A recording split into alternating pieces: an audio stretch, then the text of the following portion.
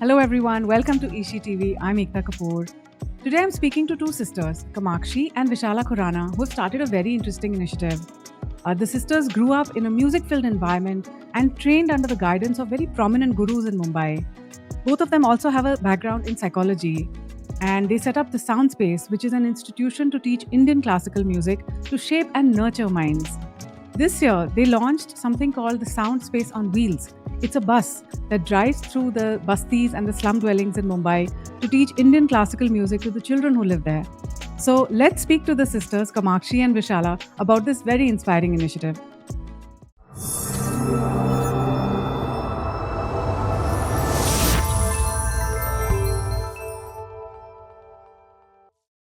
So, hi Kamakshi and Vishala, welcome to eShe TV. I'm so excited to have you here. And I've read up about your work and the things that you've been doing with Soundspace and your new initiative that's the Soundspace on Wheels. So I'm very excited to know about all this. So let's get started. So how did you come up with this idea for Soundspace on Wheels? Yeah, so actually, our goal has always been to bring music to as many people as we can, be it children, adults, anybody from anywhere. And during COVID, we found that so many of our classes had stopped, and lots of the children who came to us were doing online sessions. But then we said, what about our children from the NGOs who we were teaching at that point in time? How do we reach those children in a way that they're not just dependent on their school or a parent dropping them to a class or something like that? So we said, let us create a safe, wonderful, beautiful musical space that will actually go to their doorstep.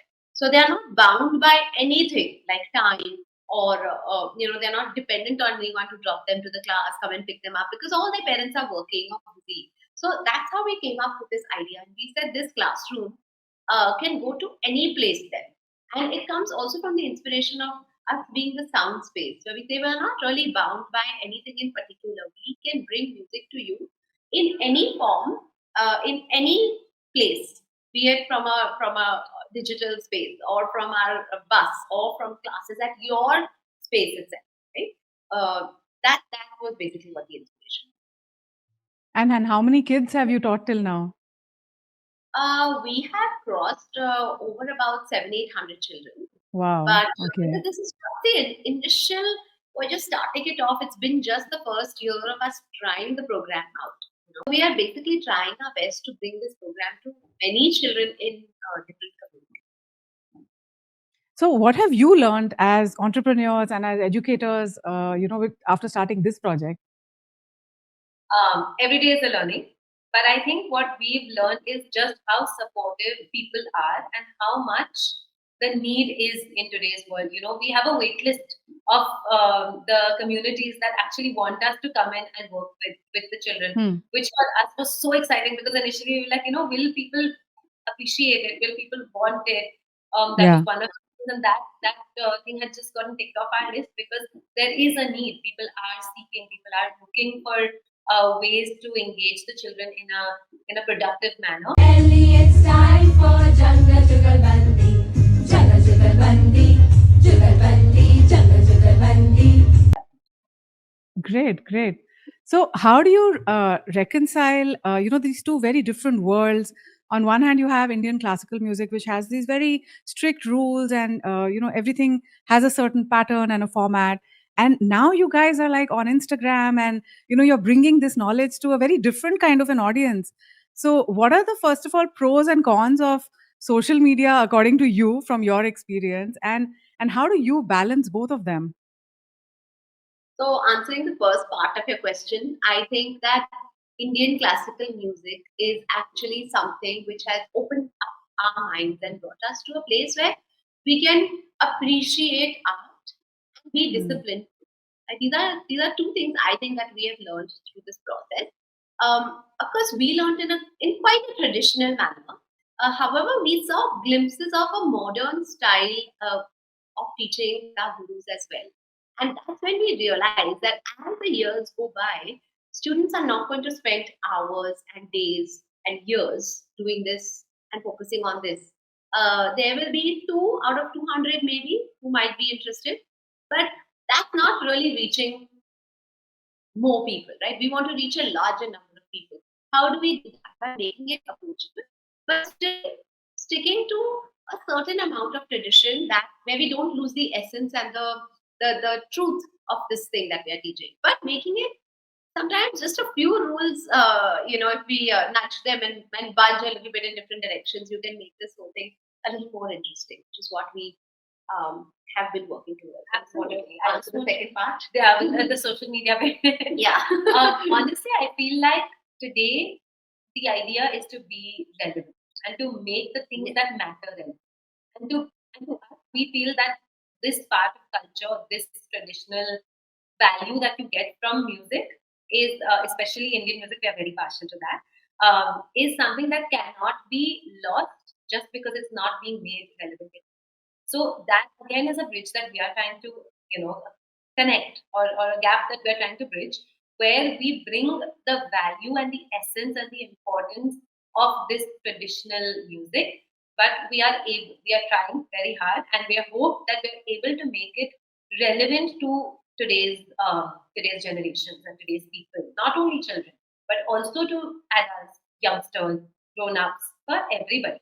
So Hmm. finding that mix and finding that value in social media, I think, is also a very big part of what we are trying to do here. Also, I think I'll just like to add to that, but I think it's important for people to see the face behind this idea, right?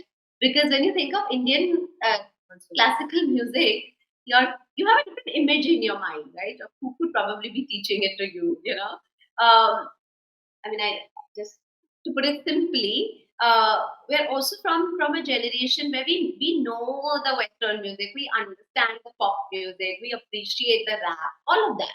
So how can we bring in elements of that and help the students to understand music as a holistic subject? So I think that's Hmm. where also the relevance comes Additionally, in. I also feel like there does not need to be this or that.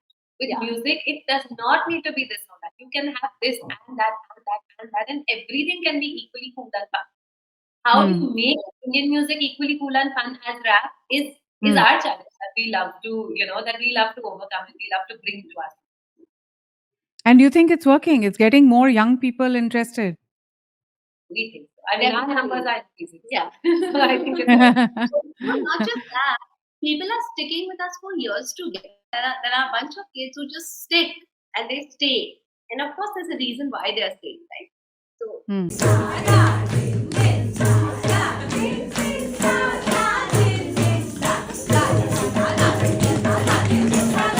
You spoke about the flexible approach that Indian classical music has also given you. Do you think that it is large enough to encompass all these new technological developments that have happened in the music industry, with different types of equipment now that you can have, and different kinds of collaborations now you can do with people globally, which you have been doing.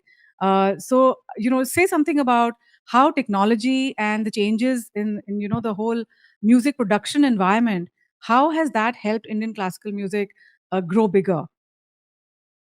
again, I think it circles back to relevance, right? So if we stick to Indian classical music the way that it was 100 years ago, which is beautiful, but there is a very small audience that can actually appreciate that beauty, right? If we want to increase the audience and we want to make it more palatable to the general audience, we have to get in line and get connected with everything that's happening in technology today.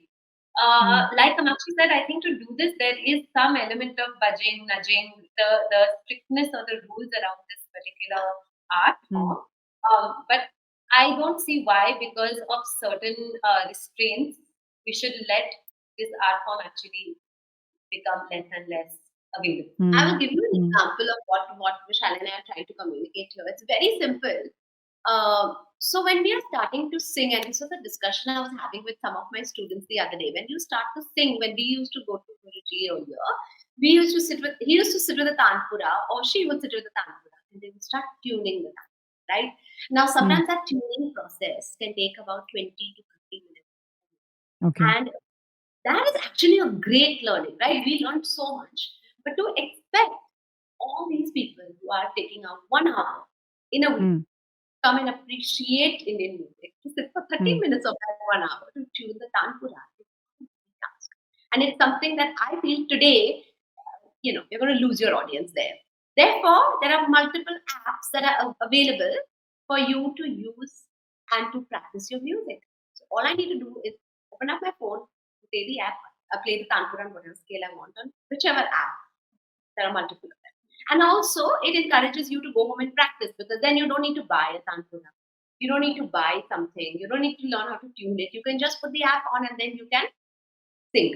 I was reading something that Sonu Nigam said the other day. He said that somebody asked him, AI, how does that kind of disrupt the singing in today's day, etc. And he said, it will not come in the way of excellent singers, of very good singers, of people who are really of a certain caliber. So it has its pros and cons, but we should focus on definitely the pros when we're working with technology. I also Yeah. think that one good thing that has come from technology is how small the world has become, right? So you're able to learn and hear so much more music that your mind is opening up so much more that you are able to either use or incorporate or connect with so many people around the globe. I think for us personally, that has been a great learning because if you're a musician, you are learning every day. You are a teacher, sure, but if you're not a good learner, then that's that as a musician. You're not a good listener, then you're done for as a musician, right? So I think that technology has really helped us in that field as well. Yeah, because as Hmm. kids, we were waiting for the cassette to release and waiting for that song to come out. Now it's at your fingertips. And also maybe you're not listening to like a song from Sweden, or you're not listening to a song from like Pakistan. Now today you're getting everything at your fingertips like that, which I mean to me it's just amazing. But anyway, But that's how technology is also shaping our minds and our habits. It has made us impatient. It has made us victims of immediate gratification. So but I that's why you think need to learn an art form. That is the importance of learning an art form because then you can't lose patience because you spend so many months learning a particular art, or if you're a dancer, learning that particular piece of music. So to balance it out, because of so much, it's important to expose the younger generation to this kind of an art yeah, show to balance it. correct. Yeah. Actually, that's a good point. I'm going to now take this into another topic, which is using music for healing. And that's what you've been doing. And Yes. in fact, studies have shown that it's very beneficial for Yes. mental health issues as well. And you've been working with even special needs children. So, what are your experiences and how has music benefited kids? This is a topic that is very, very close to our heart because I feel like this happened very organically. Started working with children, and inevitably in a class, you will find some child that needs some special attention and special care. And those children are taking to us. They're not only taking to us, they're taking to our subject. That's what we came to realize that, what we're teaching is something like it's as simple as this. When you're sad, you will go and listen to a song and you will either want to feel more sad about it and get your emotions out, or it'll lift up your mood. So it's a very sound and music has such an important role to play in our lives. And I think dad keeps giving this example. He says, someone speaks to you in a harsh tone, he may be saying the same material, the same thing, but the way he says it to you, that makes such a large difference. So imagine at such a basic level, sound plays an important role in your everyday life. And that's when we slowly started developing different kinds of programs for children. We work with children with hearing impairment. And these kids are really benefiting from the music, not to become singers, but to be able to listen better and to be able to speak better, right? So over here, the focus is not for them to become a singer. The focus is for them to really to be able to do what we generally do so easily, but with the help of music and sound. So I think that's the way. And of course, we work with the chakras and the chakra healing, and but all that is another level of things. But at a very basic level, this is what we do. We use music. We use what we know best to be able to help people to get through pain, emotional trauma, sleep disorders, these things.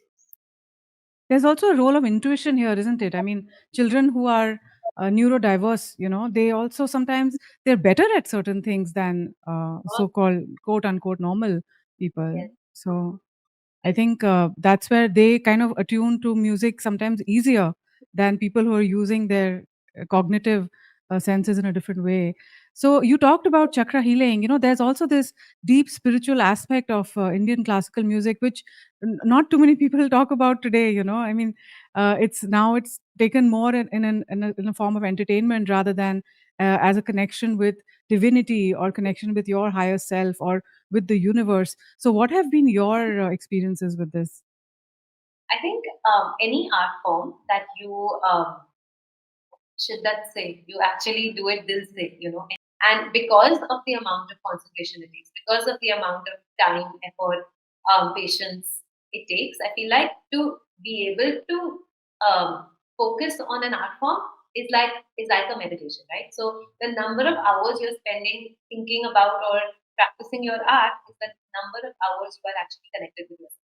So Mm, anybody who's a true artist is, I feel, is connected very spiritually and a very divine. mm, mm. And have you been able to communicate this teaching to your students as well? And do they also come back and tell you that felt I like a do. meditative experience? I do think so. I think in bits and bobs we bring it in right from the beginning. Mm, Every class will have an element of of introspection through music, and we start this at like 1.5. So by the time they are 9 or 10, they wow. are very actively, proactively doing. Mm, mm, Even mm, practice is mm, also like a spiritual exercise because mm. they're not really thinking about anything else. You're just focusing on that particular thing. Right. Yes. So you live in a city like Bombay, which is known for its Bollywood and the glamour industry and the film industry. So do you feel pressure sometimes to create or teach music that's more commercial versus something that's more classical? Yes, but to be very honest, we are not averse to that at all. We think that there is so much, and I speak on behalf of both of us because I know this. We are very happy to include that. If it has any meaning at all, we are very happy to include that because everything comes out of the same seed that is music, right? So I'm not saying that I will not explore a beautiful piece of music from Bollywood. Why not? Some of Bollywood is great. I mean, maybe I won't teach the absolute very mainstream things because I don't think it brings any value to our students for us to be teaching them that. But if they are listening to it, sure. I mean, we are all listening to it on the radio. So Mm, we are not this or that. I mean, I feel like that is something that we are very clear. It's not this or that. This and this. Yeah. And I think also a lot of our Bollywood songs are based in rag. Yes. We make that connection for our students and people who are listening, and make it more interesting. Why? I mean, really, what are we doing with this? They are not out of these so many 500 students that we have. They're not here to become singers. Correct. They're here to appreciate music. mm, So if they're able to do mm. that, then it's a half a value one. And they can appreciate all kinds of music actually. Exactly. Yes. Yes. So do you see yourselves as musicians or as educators or both? Both, I think. And to be able to do the kind of music Yeah. education we do, we have to be musicians. You have to have that musical. Yeah.